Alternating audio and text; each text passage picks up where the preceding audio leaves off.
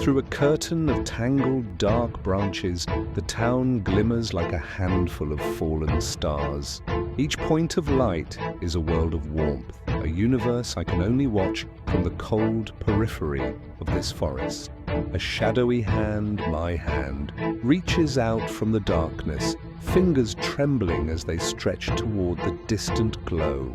It's a foolish gesture, a silent plea to a world that doesn't know I exist. I pull it back into the shadows, the familiar ache of longing settling in once more. The wind whispers through the trees, a lonely sound that knows my name. I move from the tree line, a silent wraith gliding into the sleeping town. The streets are empty, bathed in the soft orange hue of the streetlights. I drift past quiet houses drawn to the life within. Through a large bay window, a family is gathered around a table, their faces bright with laughter as they share a meal. Further down, the silhouette of two people dancing slowly in a living room plays out against a drawn curtain. Each scene is a beautiful, fragile painting I can only observe from the outside. I am a ghost in their world, a spectator to a joy I can't comprehend but desperately crave.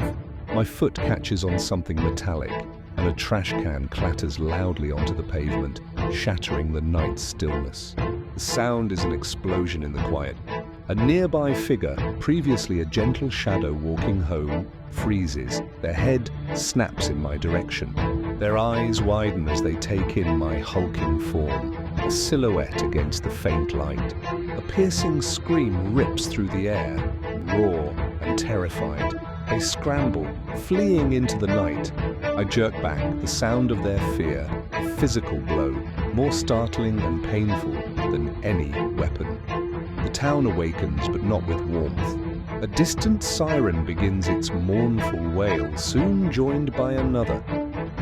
The atmosphere has turned sharp and hostile. I press myself into the deep shadows of an alleyway, my heart pounding against my ribs.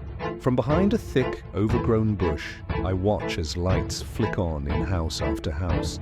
Doors are bolted, and faces, once soft with laughter, are now pale and fearful as they peer out into the night, searching for the monster their neighbor's scream had summoned. They are looking for me.